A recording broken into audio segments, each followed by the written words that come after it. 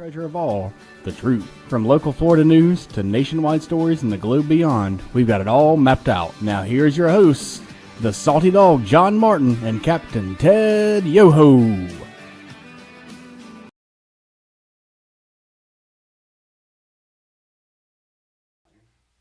Well, good morning, everybody, and welcome to the Three Ps, the Political Pirate Podcast, with yours truly here, the old Salty Dog John Martin, and the captain of our pirate ship, none other than Ted Yoho. Good morning to you, Ted. Good morning, John. Good to see you. Glad you made it through the weekend. I know you got some rain. We did, and it is good. Ward must be up there doing his naked rain dance. Yeah, I know Freddie, he put Ward's rain dance across our Facebook pages. If you don't know what we're talking about kind of our mentor here, Ward Scott, who has since passed away, but he used to do from Windy Hill Farms, I think it was called. He would do the naked rain dance, and it would usually rain after. I always suspected that he was watching the forecast, but nonetheless, it was effective. Ted, I hope you had a great month. Wait a minute. Ward's going to go down as a mythical figure in the future. Absolutely. Well, I hope you had a great Mother's Day weekend. I know I certainly did. I was down at the beach with my wife, my daughter, who's a mother, and her daughter, 5-year-old granddaughter, and we went fishing, her and myself, and she caught. Not you. You went fishing? At 5 years old, she caught her first fish, and she caught about a dozen of them, and she was super excited. I tell you what, there's nothing better than watch a kid hook a fish for the first time and the excitement in them. You brought that up. Willatka, Florida, right here in the booming town of Willatka. We want you to come visit, but don't stay. In the late summer, early fall, they do a catfish rodeo or roundup, and they have a bunch of fishery ponds for the U.S. Wildlife. And you can come and fish, and it's for the kids to come out here and fish. And they'll get 2-foot long catfish out of these ponds. It is amazing. We're going to have our grandkids there this year. Well, I'll have to keep that in mind. And maybe I'll have to post that for you. And join you.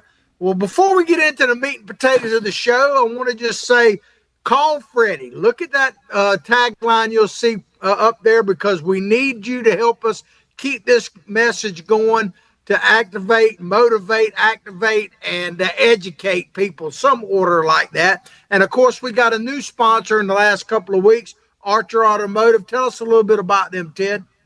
We actually do. And we want you to spread this because we want to go national with our message. And I can't tell you how critical it is we get out there to educate people. Archer Automotive is a family-owned business. And I've done work with Richard and Cecile and his family, Ryan, at the shop there, and now Joe is taking over the shop. They're located at 15901 Southwest Archer Road in Archer, Florida. It's only about 15, 20 minutes west of Gainesville, right on Archer Road. You can't miss it. Great people, great diagnostics of what's wrong with your vehicle. They give you an estimate, and they do the work, and you'll be pleased with it. I can't say enough about them. And their phone number is 352-495-2485. So give your support to Archer Automotive. Absolutely. Well, Ted, we're going to start out today talking about a Supreme Court ruling, but not the U.S. Supreme Court, the Virginia Supreme Court. Because you may recall, we talked a little bit about it last week, that Virginia passed this crazy redistricting map. And Spanberger, the governor there, she said she was never going to do that when she was running for governor. Of course, imagine that she flip-flopped, but it basically eliminated any chance for Republicans to win a seat in Congress in Virginia. And I think Virginia's like in the high 40% Republican, right? But they would have no seats. Well, guess what? Well, that's fair. That's democracy at its work. There you go. The Supreme Court of Virginia ruled 4-3, striking down the redistricting referendum. Any thoughts on that? Yeah, I mean, typical. Listen to who she trained with. Who politicked with her is Obama. Obama was the best at giving you lip service, while over here with his other hand, he's doing the opposite of what he's telling you. And he's done that historically. And the Democrats have picked that up as a way of business. And you look at Spanberger, who I served with, unimpressive representative, got beat in her second or third term. And that now that she's the Supreme Court or the governor of Virginia, I guess she's following after Tim Kaine there, John. What do you think? You know, your rights do not come from God, they come from government. Well, just so you know how the Supreme Court is made up in Virginia, because every state does it a little different. Like in Florida, they're appointed by the governor, but then you vote to retain them or not, you know, to keep a judge or not. So it could be a mixed bag. In Virginia, the judges are voted on by the House and Senate chambers for, I think, 7-year terms, something to that effect. Well, the four of the ones that went against this, went for or against the redistricting, right? 3 of them were appointed or voted on during Republican administrations. 1 was voted on in a mixed bag, and the 3 dissenting, no big surprise, were all Democrats. So, you know, it'd be interesting to see. Now, they could appeal this. I want to read this to you, Ted, and I'll turn it back to you. This Virginia representative, local rep, state rep named Jennifer McClellan, she's a Democrat. She said on Sunday, I think the General Assembly is going to look at all options on the table, including trying again for the constitutional amendment, but I'm focused on the political fight. These Democrats are not going to give up. So it's a temporary win, but don't know if it's going to be permanent or not. What are your thoughts? Will they give up, Ted? I don't know. Absolutely not. We're going to talk about that later on. They will not give up. And I want people to understand this. And this is, again, why we want you to spread our show around. The Democrats won't give up on this. Their goal is to fundamentally transform America. And John's got some great quotes coming in from AOC that he'll play here in a minute. They want to fundamentally transform America. So what we have going on in America right now, everybody thinks we're on the right path of correction, or at least half of us do that. But it is put on a pause, because if Trump loses the majority in the midterms, the Democrats will get in there. They'll stop anything he's done. They'll start rolling back to the Obama legacy. And then it starts over again. And if they get full control of both chambers, it's Katie bar the door. This country will change forever. And we've got some great quotes coming in later feeds here. So what's going on in Virginia is a reflection of the Republican Congress that they had, our legislative body. And it's the same thing with our Supreme Court, John. The Supreme Court overruled redistricting in some of those states and just said, no, you can't base it on race. And we'll talk more about that here in a minute. Well, I was listening to a little bit of coverage this morning, and you mentioned about the U.S. Supreme Court. I saw Senator Cory Booker literally on TV this morning saying that the Supreme Court, talking about the Supreme Court of the United States, is desperately in need of reform, and said that they were corrupt.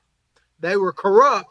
And James Clyburn, who I know you served with from South Carolina, right, he actually called John Roberts, who I think is somewhat of a moderate. He's not near as right, exactly, as I would like him to be. But James Clyburn said that John Roberts, who is the Chief Justice, is going to go down in history of one of the most racist and corrupt judges in Supreme Court history. I mean, my God, to say that about John Roberts, because I think you would agree with me, people like us think he's too liberal, actually. So, absolutely, I really do. And for Clyburn to say this guy, he can't let go of the civil rights fight that he grew up in. You know, God bless him for being there. But we've moved beyond that, Mr. Clyburn, and I see him in the halls of Congress. And, you know, for him to say that exactly tells you, John, what they intend to do. Virginia will stack the Supreme Court, as they've already talked to their state legislators. The Democrats in this, they're not Democrats, they're socialist communists. When they get back, if they get back in power, and we're counting on you, the listener, to not let that happen. Spread this out, our message far and wide. If they get back in power, they're going to stack the Supreme Courts. They're going to go after redistricting. You're going to get all the DEI and all the wokeism and all the things against the traditional values of America that they want to change. And I know you're going to go to those videos pretty soon, so I'll hold off. Go back. Yeah, well, check this out. Talking about extremes, this is from the New York Times, hardly a conservative publication, but they said on Sunday afternoon that struggling Dems like House Minority Leader Hakeem Jeffries held private discussions on Saturday where they fumed about the court's ruling, talking about Virginia from a day earlier. They also strategized for a potential counterstrike. Their idea, Ted, is to replace the entire Supreme Court. Now, we're talking about a Virginia, but you could probably put the U.S. Supreme Court, replace the entire state Supreme Court with the goal of reinstating their gerrymandering map. So they want to do away with the Supreme Court in Virginia just so they can have their way in the gerrymandering of the maps. Yeah, and again, he's telling you exactly what they're going to do. And this is where it's dangerous because Obama said the same thing. He told you exactly what he was going to do. The Republicans didn't take him at his word, and he did it right in front of them. And I was there for his second term, and they were all laughing at him. Oh, look at him. Look what he's doing. And he was like playing duck, duck, goose with a bunch of kindergartens, and the Republicans were the kindergarten. And he's doing all these changes to America, and he's slapping us on the head as he runs around. And we're looking around, not weak. I wasn't one looking around because I was the one speaking out against this. And, so when Hakeem Jeffries says what they're going to do, that's exactly what they're going to do.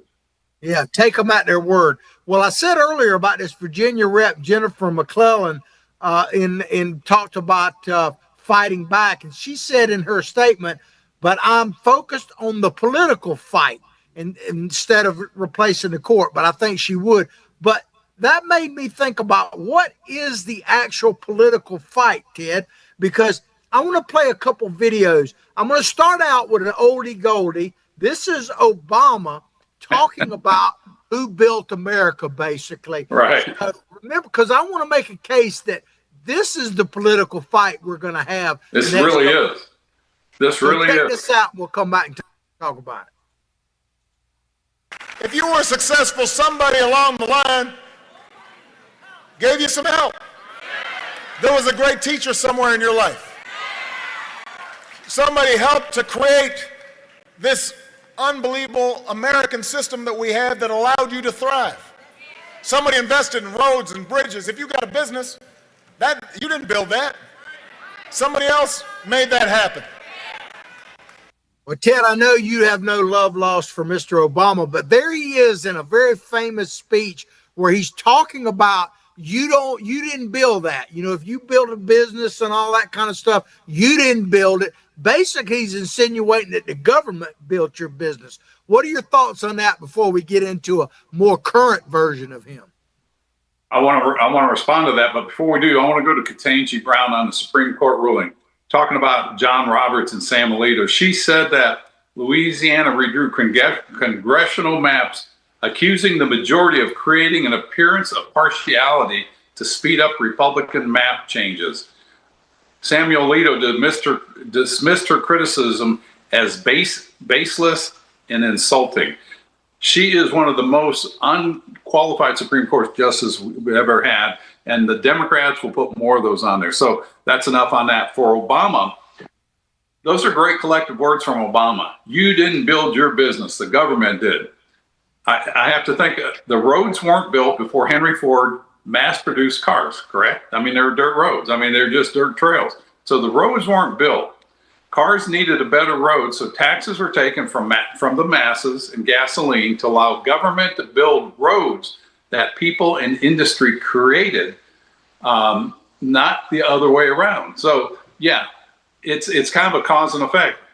People come up with a great idea, like the internet or AI, and so that's created. Now the government has to respond. So Obama's got this backed up. And remember those infamous words of Obama.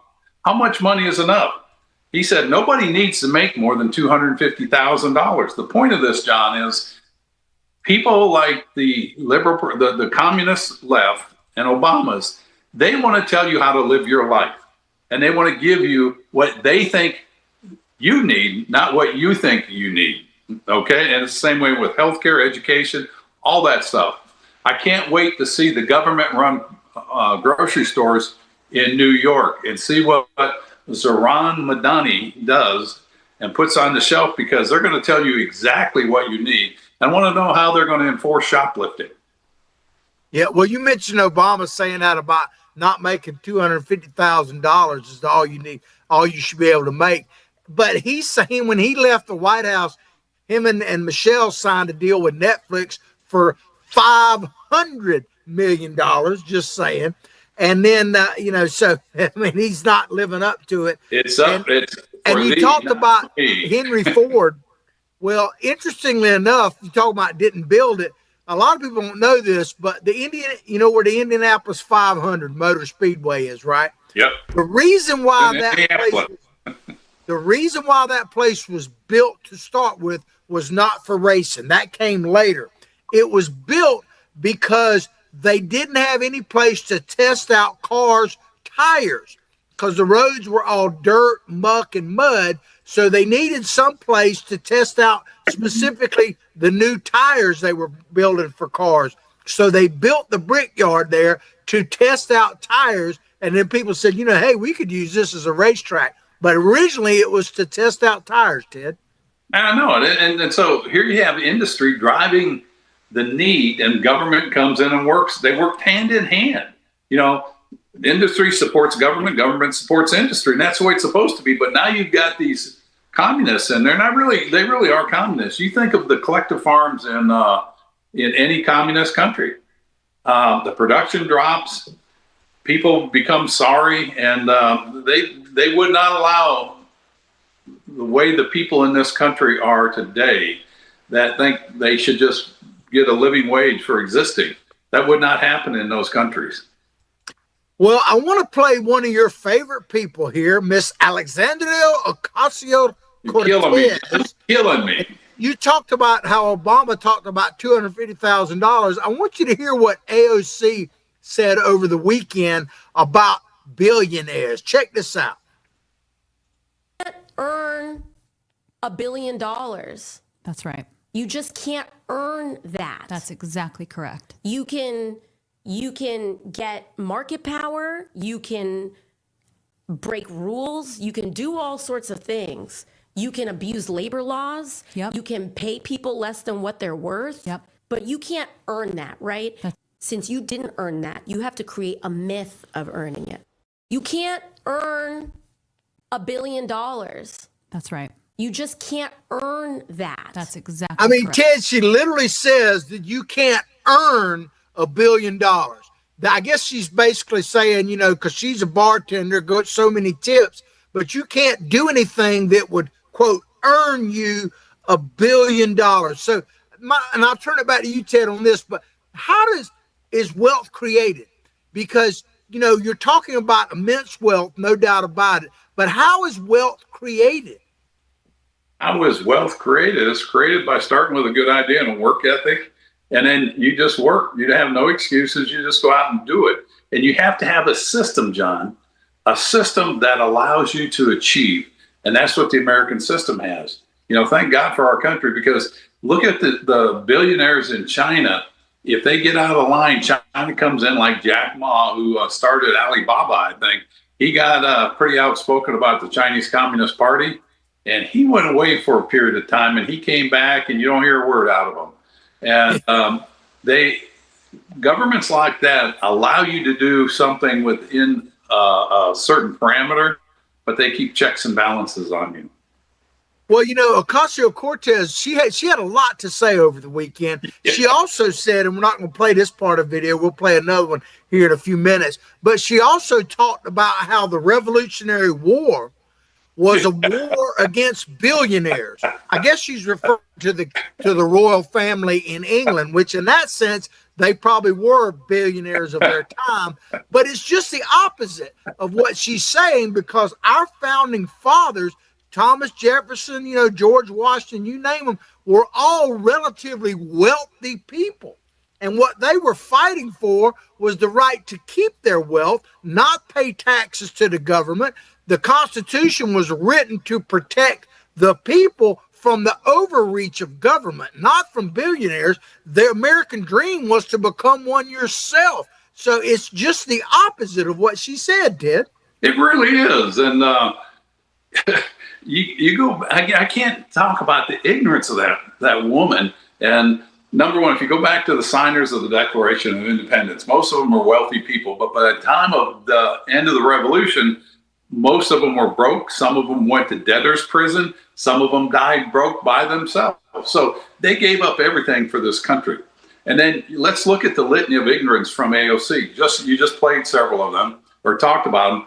When asked about Taiwan at the WEF, she had that look on her face like somebody just asked her if she had tied one on.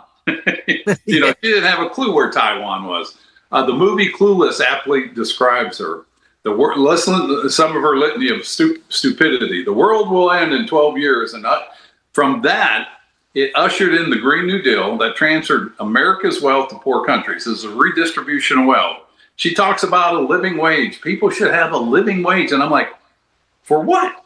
For existing, for breathing? But she never talks about personal responsibility. She wants to see free health care, but again, nothing about personal responsibility. What about people that extremely obese by choice? They smoke, they drink, abuse drugs. Is there any responsibility from that individual? But no, she wants to give them free health care. Shoplifting is okay if you're hungry. It's not if you're the shop owner that has to pay for that stuff. She's the one that wants no police, defund the police, but let's it's okay to let all criminals out of prison, no bails, not going to prison. But then she okays it's okay to have prostitution in the Bronx, which is really human trafficking. If Merriam-Webster dictionary would have an easy job to define useful idiot just by placing her name and picture in it. And she's a communist, but not willing to admit it. I'll stop. Well, you mentioned the founding fathers and how they ended up, some of them. Well, I think it was John Hancock that when he made his big signature on there, I think he made the statement, I believe it was him that said that we need to hang. If we don't hang together, we're surely going to hang separately. So they knew exactly what they were risking, their very lives. That's commitment. That is people laying everything on the line to form this country and break away from not billionaires, but break away from the tyranny of the English crown. I mean, for her couldn't have the Revolutionary War, You couldn't have a more cushy life than most of our founding fathers had at the time they signed the Declaration of Independence. Oh yeah, they were living the high life. It wasn't for them; they were doing it for. No, they didn't need to spend their wealth, and but they were. Thank God they did, and they laid everything on the line, and a lot of them died for that, or they were broke. And for this mental midget to sit there and say, and want credibility to say, the Revolutionary Wars fought over billionaires, and I mean, just her ignorance, and this is what I wanted to bring up. Elected representatives are a reflection of their district. And I hate to think that her district is this ignorant to put somebody in there like that over and over again. It would be a slap in the face of her constituency. If that's really true, it must be one of the most ignorant districts in the nation. Well, Nancy Pelosi famously said this glass of water could win that district when Ocasio-Cortez upset that long-time incumbent. She literally said this glass of water could win that district. But talking about billionaires, that was her district. That was his district. Yeah, remember Pelosi said this glass of water and held up a glass of water. But I want to cover a couple of quick billionaires because, not every billionaire started out as a millionaire. John Rockefeller, who's probably at one point was the wealthiest person probably in the history of the United States if you go by inflation and everything else, and maybe in the world at that time. But he started out as an assistant bookkeeper at age 16. His family moved around all over the place, and I think it was from New York, but ended up going to work at 16 in Cleveland, I believe it was. But Robert Louis Johnson, I don't know if you've heard of him, Ted. I'm sure you have. Yeah. Was born in 1946 in Hickory, Mississippi. Probably not the wealthiest place in the world. And guess what? He happens to be a black man. He co-founded BET, and in 1980, he sold it to Viacom, earning $3 billion, and he personally earned $1 billion himself. No, tell me he didn't. Yeah, imagine he that. Didn't earn that. You don't. And here's the thing: his first job, as in the entertainment business, was basically as a very minor person at PBS, public broadcasting. So he started in public broadcasting, and he built that into a multi-billion-dollar business, Ted. And this is a guy that I guess, according to AOC, we need to fight to get away from, a guy like Mr. Johnson. We need to have a revolution, man. Yeah, absolutely. Well, I want to play, this is from President Trump's first term in office. This was like a couple years into his first term in office. This is Robert Louis Johnson that I was just talking about, and he's talking about, although they don't put it in the video, he's praising Donald Trump's tax cuts. And as you hear what he's saying, it's on like CNBC or I guess it's on MSNBC, one of those. Right. And they're trying to interrupt him because they don't like the fact that he's praising Trump, is how I took it. But check this out, and we'll come back and talk about it. That the economy is on a strong growth path, and in particular our businesses, car businesses is growing. We're about the 21st largest car dealership group in the country. People are still buying cars as interest rates are favorable. Hotels tend to be coming back. Business travelers are going back on airplanes and traveling and staying in hotels. That works for us. And there's still capital out there to raise in the private equity field. And so when you put all of that together, and particularly from my vantage point of the focus on urban markets and African-American community, when you got about, African-Americans are down around 4 or 5, something like that, that's a pretty good testament to the fact that there are a lot of jobs out there looking for people who are traditionally underemployed. And that only comes when the economy is growing. And Ted, there you have it. Imagine this: a black man became the first black billionaire talking to CNBC about Trump's tax cuts, and I bet you the dude don't even have an ID. We better check that, John. We have to take that $1 billion away from him because it's not legit. This is the thing that people like AOC, she can't be that stupid. I mean, she could be, I guess, but they just are feeling that fight and that vitriol against, they got it, you don't have it, and it's because they don't want you to succeed. They want to keep you suppressed. And then you have people like Obama that just comes out, nobody needs to make more than $250,000. And they're just so disingenuous. And, John, it just goes on and on and on. They blame the conservatives and Republicans for Jim Crow laws, but yet they're the ones that put them in and enacted them. And that's, they want to take us back to Jim Crow laws. Like, what do you want us to take us? You want us to take people back to the laws that you guys created that caused suppression and a lot of deaths in the South, especially against the African Americans? And you're blaming us for that? Give me a break. Get a reality check here. That's why these people are dangerous. They have no morals. They don't have a moral compass. They just want power. Absolutely. Power for power's sake, because they want to build it and they want to have the fruits. But we're going to take a quick commercial break. And when we come back, we're going to pick up with AOC. But first, we're going to talk a little bit about a junket that President Trump is going to be taken later this week. So make sure you call Freddie, become part of what we're doing. Take us to break, Ted. We'll see you right after the break, and visit Archer Automotive.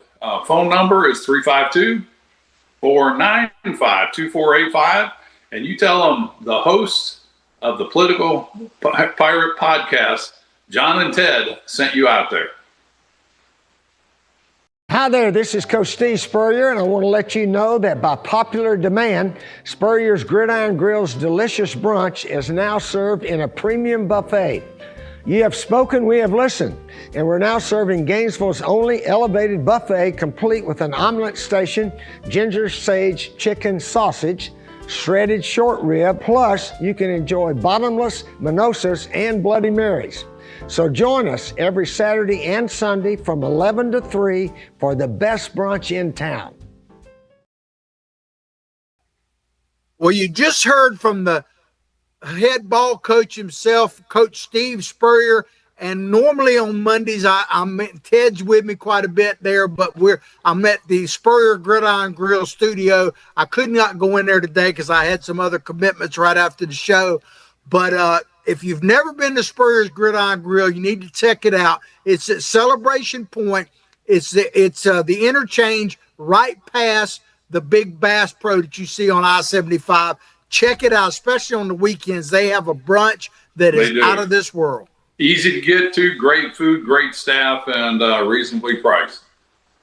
Well, Ted, before we go into some more AOC, we're going to talk about her because President Trump, who is the actual president of the United States of America, is taking a little junket this Thursday over to China. At least he's scheduled to, and it looks like he's going to be over there for a couple of days. And I know that's near and dear to your heart, Ted. What do you think the president will talk about, and what should he talk about over there? You know, knowing that our debt is our biggest existential threat, meaning that's the biggest threat to America in its existence. Second is China. China's goal is to take over the world, and they call it a world hegemon.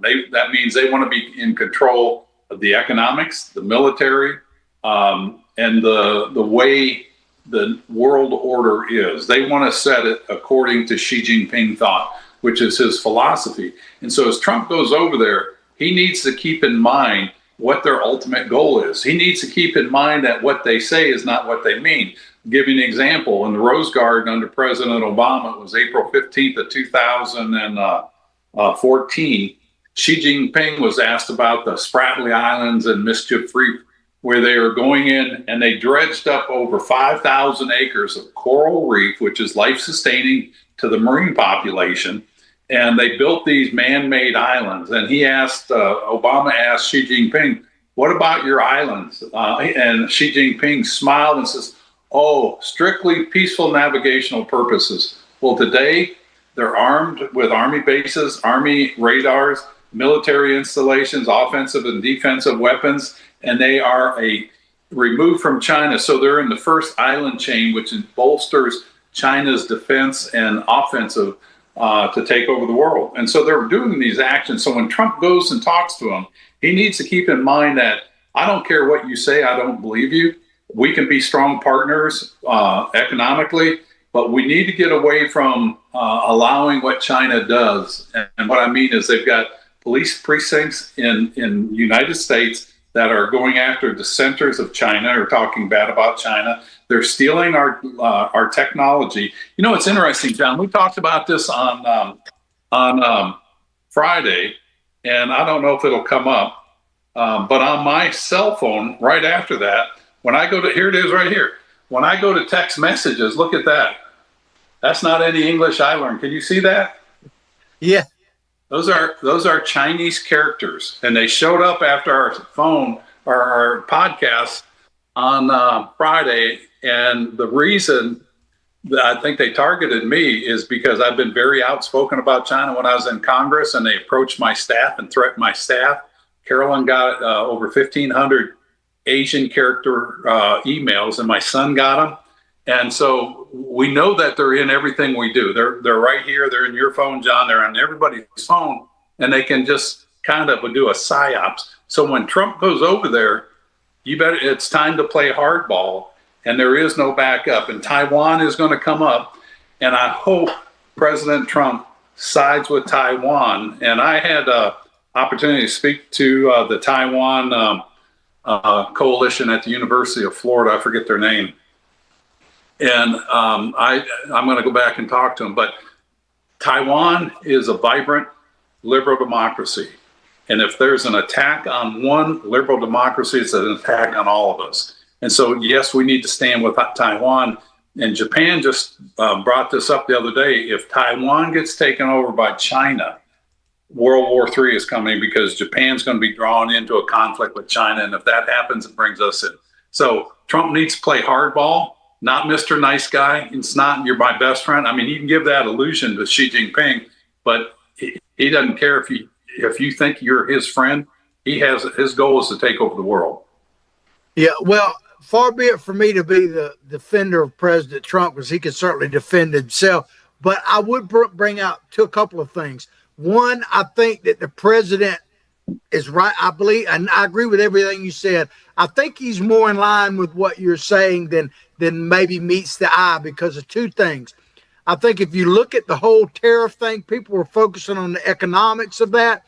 But one of the great weapons that China has, way beyond their military, is the supply chain.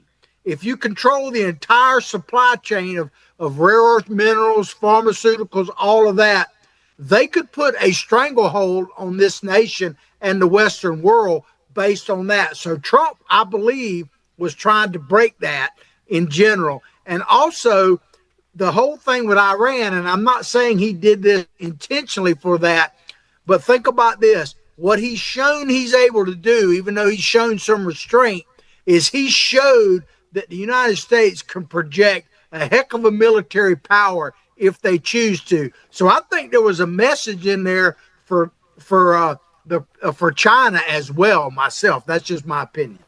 No, there definitely is, and it has affected China. 20% of the world's oil goes through the Straits of Hormuz, and China, I think, is dependent on close to 80% of their energy comes through there. Going back to China, you brought up some very salient points that people really need to pay attention, and that's why you're getting it on this show, the Political Podcast, and spread this around. China dominates and controls the rare earth minerals in the world. All right, that means anything electronic has rare earth minerals. They have flexed their muscles, not just on other countries like Japan, where they cut them off. They flexed it on us. They control 30 to 100% of every antibiotic you take. Rosemary Gibson's book, China RX, explains the threat and they don't have the same standards. And so bad products are coming into America. The weight loss drug that Eli Lilly does, 85% of that's on the market being bought outside of a regular pharmacist is counterfeit product coming out of China. China controls Syngenta, which produces over 30% of the agricultural seeds. They control 100% of the minerals that go into our nutraceuticals for humans take, their vitamins, things like that. But they also control 100% of the vitamins and minerals that go into our livestock feed. I can go on and on and on. And I can only think, well, they have a program called the 1,000 Talents Program, where the Chinese Communist Party demands anybody that comes to America to report and steal anything they can in security, biomedicine, anything that they're working on. They have to report back to China. And if not, there's ramifications on their family and on that person here. And this is going on every day in America. Keep in mind, they've caught those two labs, one in Reedley, California, and one in Las Vegas, that had primary tier 1 pathogens in a meeting. Those are the ones that can be weaponized. It was funded by the Chinese Communist Party. They caught the two scientists that brought in the diseases in Michigan that are diseases for our grain crops. They are bad players, and Trump needs to keep that in mind. And remember when Rubio was going to throw out the 300,000 students in America, I think it was 267,000 Chinese students. He was going to get rid of them. A couple weeks later, Trump says, oh, no, we're not going to do that. We're going to allow 600,000 come in. And we've talked about this before. What was the leverage Xi Jinping had on him? Did he say, Donald, if you do that, we're cutting off your pharmaceuticals, and your military depends on 80% of the military drugs that are produced that they take come from China. So did he put some leverage on Trump and says, you're not going to get rid of 267,000 students, you're going to bring in 600,000. So yeah. Trump needs to play hardball here. It's absolutely an issue. So President Trump, the president of the current United States of America, is heading over there on Thursday. So we'll have something to talk about probably on Friday and certainly by Monday when his trip ends. But I want to talk about another maybe wannabe president. Check this out, Ted. I saw this poll came out. If the election for the Democratic nomination for president were tomorrow, right now you have Kamala Harris is leading. She's got about 38%, something like that. Next in line is Gavin Newsom. He's about 10 or 20 points below her. Then you got Pete Buttigieg. And then fourth on the list, basically almost tied with Buttigieg, is Alexandria Ocasio-Cortez. Well, she was asked over the weekend about her ambitions to be president. And what she said was both fascinating and a bit scary. Let's play this right now and we'll come back and talk about it. People who would like you to run for president in 2028. There are others who would like you to run for the United States Senate. What say you about all of this? You know, it's funny because in this op-ed that Jeff Bezos paid for in the Washington Post, there was this line that you had mentioned earlier about, well, as a potential 2028 contender, XYZ. And in the context of that, it was very clear this was a veiled threat, right? So the elite saying, if you want this job, you just stepped out of line. And we want you to know where the real power is. And it's in the modern day barons who own the Post and own the algorithms, and we'll make an example out of you. And what's funny about that is that they assume that my ambition is positional. They assume that my ambition is a title or a seat. And my ambition is way bigger than that. My ambition is to change this country. And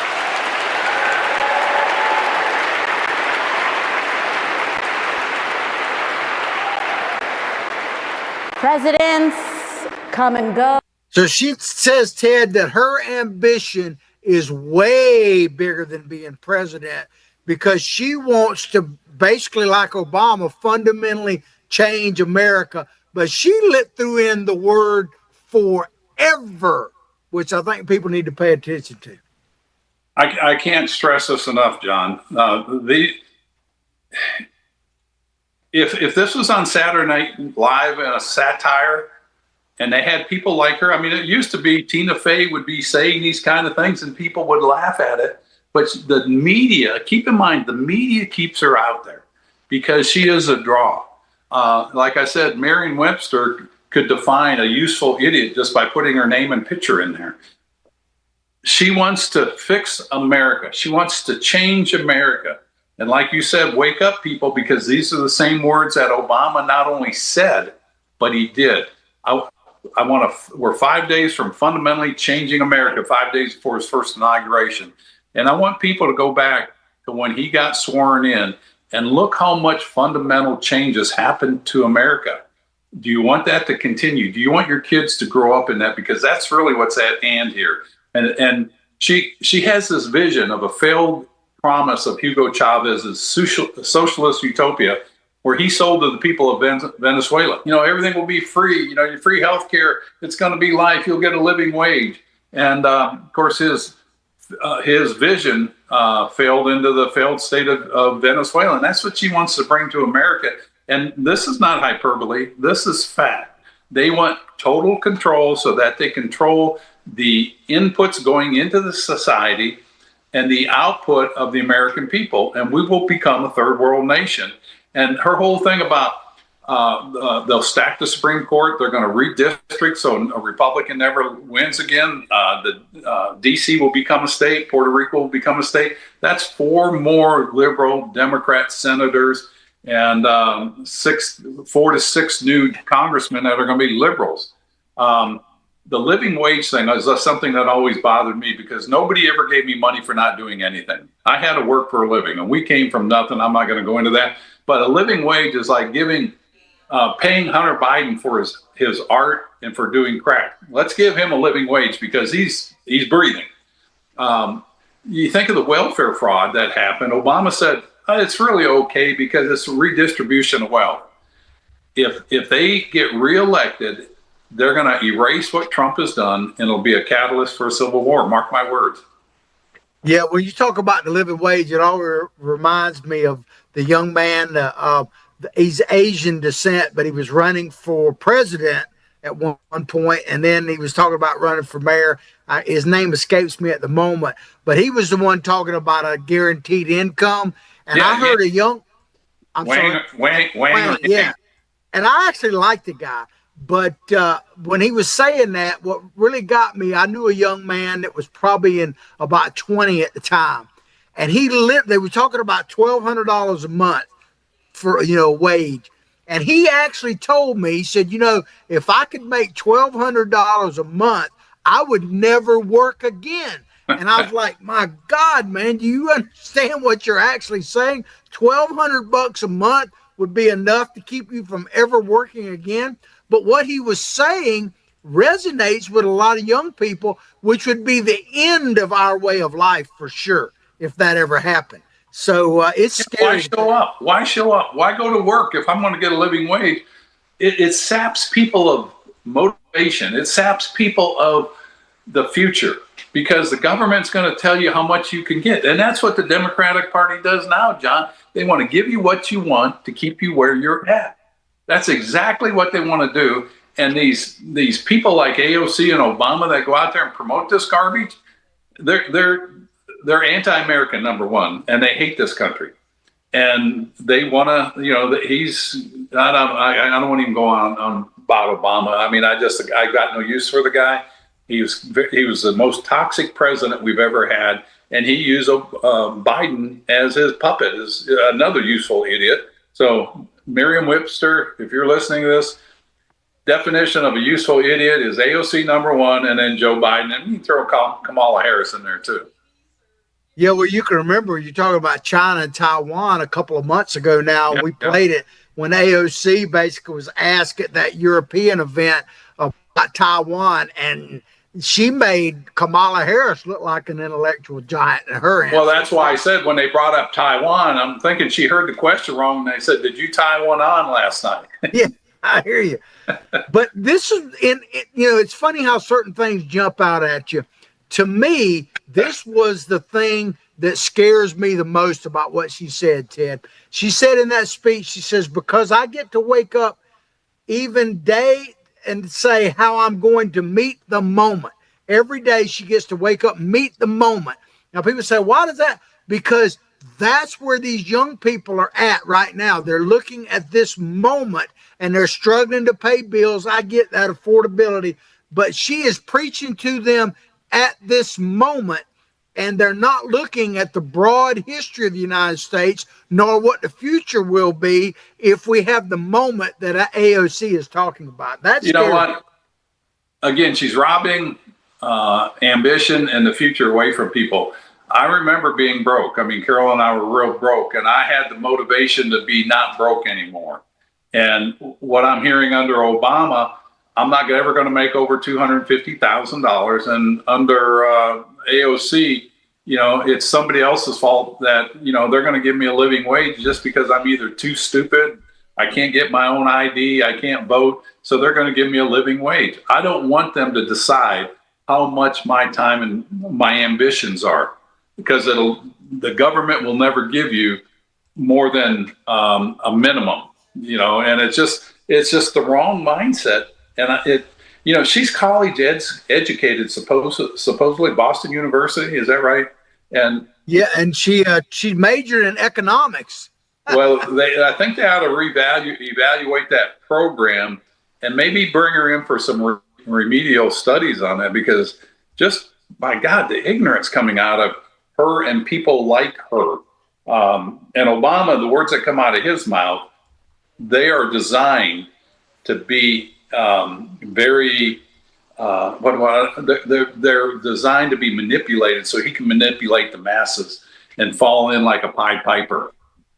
Well, you mentioned about that, Ted, about the education in college. I saw a stat just this past weekend that UCLA, now I don't know exactly how they did this study, but they studied the donations in the last election cycle from faculty of UCLA. And 100% of the money donated by faculty went to progressive Democrat candidates. Not one nickel went to a Republican, not one, from the entire campus. So let me ask you, and let me ask the listener, why are we funding professors that are not teaching American ideologies, but they're teaching this liberal bull garbage? Why are we funding these professors? And more egregiously, why do you give somebody tenure, which means after a certain period of time or enough papers published, you don't even have to show up, you get that salary for life? Why are we doing this when they're educating or not educating our kids in the way to go, like we're taught in the Bible? You know, teach your kids the way to go. And they're not doing this. The way to go, if they're teaching properly, should be to build this country stronger, more prosperous for everybody that is willing to pay the price.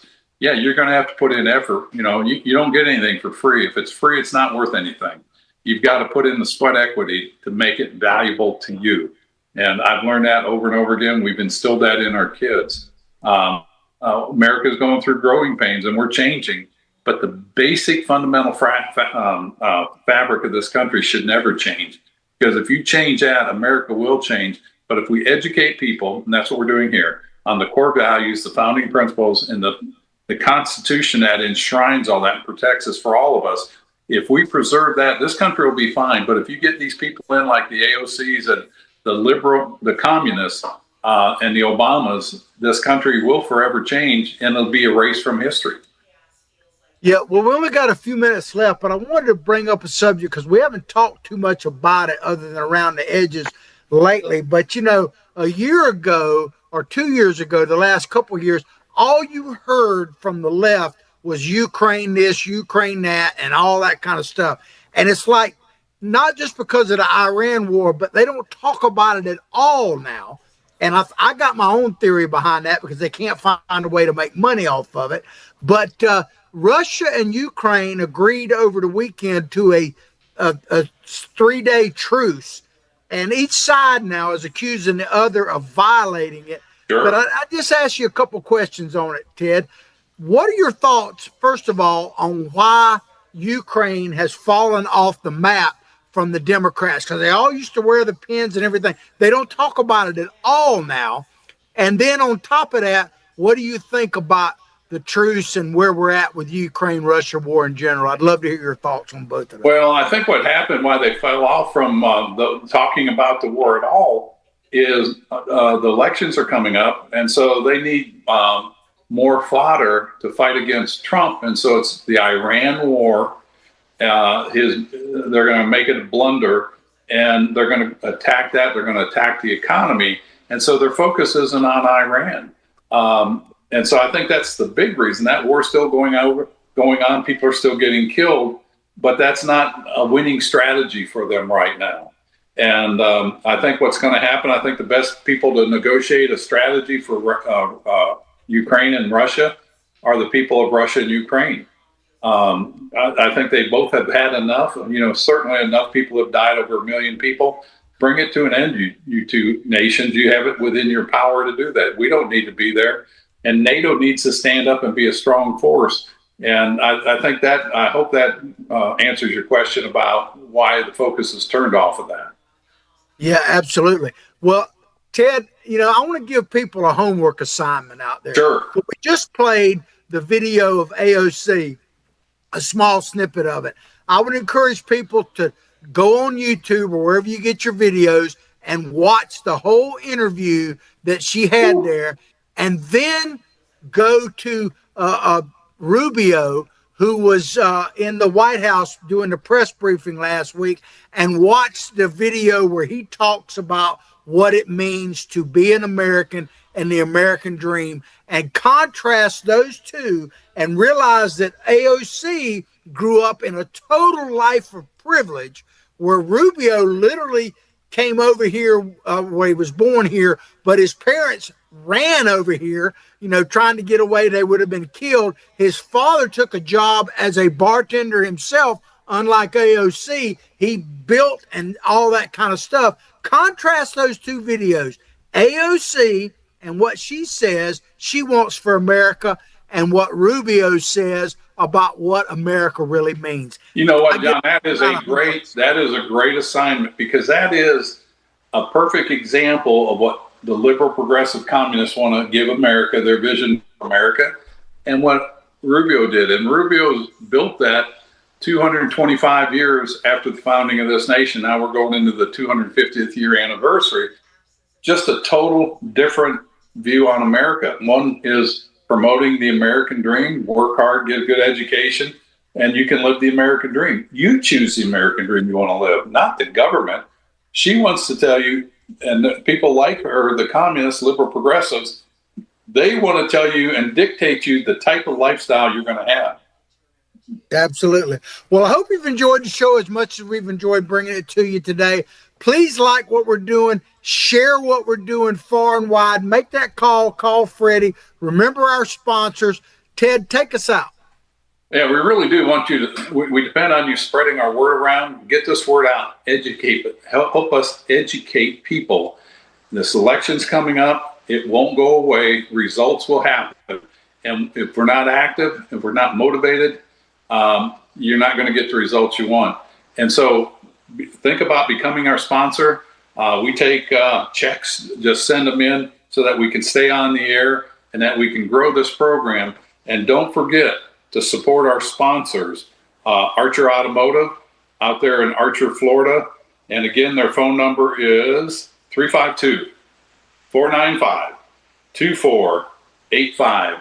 And please tell them that the Salty Dog and the Captain of the Political Pirate podcast sent you out there. Take care. God bless. Have a great day, and we'll see you Friday. Peace out, everybody.